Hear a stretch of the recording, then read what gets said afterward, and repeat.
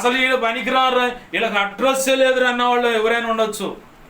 ఒకవేళ తల్లి ఇంటి పేరు లేక ఇందాక ప్రార్థనలో కూడా జ్ఞాపకం చేశాడు ప్రభు, తొందరపడి తల్లి చేసిన నిర్ణయాన్ని బట్టి ఇంటి పేరు కూడా లేనటువంటి వాళ్ళు కొంతమంది బాధింపబడుతున్నారు. నేను అది చూసి ఆ పరిస్థితులు నా దేవుడు నా దృష్టికి తెచ్చినప్పుడు కూర్చొని భయంకరంగా ఏడ్చాను. నేనైతే తడిసిపోయిన ఇవి పక్కకు వేసుకున్న దుప్పట్లే సాక్ష్యం. ఏడ్చాను నేను, భయంకరంగా ఏడ్చా. ఎందుకో తెలుసా? ఎంత మోగ వేదనో చెప్పుకోలేరన్నమాట. నీ ఇంటి పేరేదో నీకు తెలీదు, నువ్వు అక్రమంగా పుట్టిందాని అక్రమంగా పుట్టినవాడు అంటే ఎంత లోతుకుంటుంది మాట. అది చెప్పుకోలేని, సహించలేనటువంటి గాయం. ఆ బాధ, ఆ వేదన వాళ్ళు అనుభవిస్తూ ఉంటే నా మనసులోకి వచ్చినప్పుడు కూర్చొని ఏడ్చాను. అట్లానే పడుకొని ఏడుస్తూ ఉన్నాను నేను.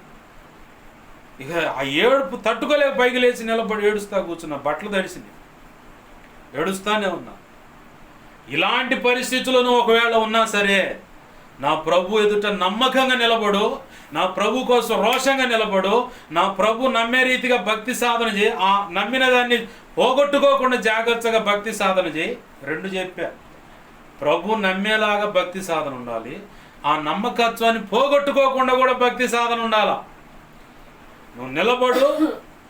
నీ బిడ్డలను లేదా నిన్నే ఫలానా ఫలానా అని చెప్పని ఎవడైతే కారు కోతలు కూసాడో, కఠినమైన మాటలు మాట్లాడాడో, హృదయానికి రంపాలు పెట్టి గుణపాలు దించినట్టుగా, కోసినట్టుగా, చీల్చినట్టుగా మాటలు ఉన్నాయో, ఆ మాటలు మొత్తం కాస్త పూదండలుగా మారుస్తాడు. ఆ మాటలాడిన వాడే వచ్చి నీ ఎదుట మోకరించి, అమ్మా నా కోసం ప్రార్థన చేయి, అక్క అన్న నా కోసం ప్రార్థన చేయని చెప్పని చేసి అడిగేలాగా నా ప్రభు చేస్తాడు. రోషం గల్లవాడు నా దేవుడు.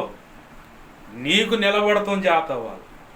వాస్తవానికి నీకైనా నాకైనా నిలబడతాం చేతగా ఆయన కృప మీద ఆధారపడి. బుద్ధిగడి తిని ఏదో పొరపాటు జరిగిందయ్యా, ఇక ఆ బుద్ధిగడి తిని పనులు నేను పోను. నా బిడ్డలు కూడా అలాంటి పరిస్థితులు అడుగులు వేయకూడదు. నా ప్రభువా నాకు సహాయం చేయి, నేను కరెక్ట్గా నిలబడతాను కృపను, నా బిడ్డల జీవితాలు కట్టుకోవడానికి కృపను అయ్యా, నీలో నా జీవితాన్ని, నా కుటుంబాన్ని కట్టుకోవడానికి కృపను దయచేయి. నీవు నిర్ణయించిన శాశ్వతమైన ఆశీర్వాదం నేను పొందుకోవాలి. ఆ శాశ్వతమైన ఆశీర్వాదం నేను పొందుకోవాలి.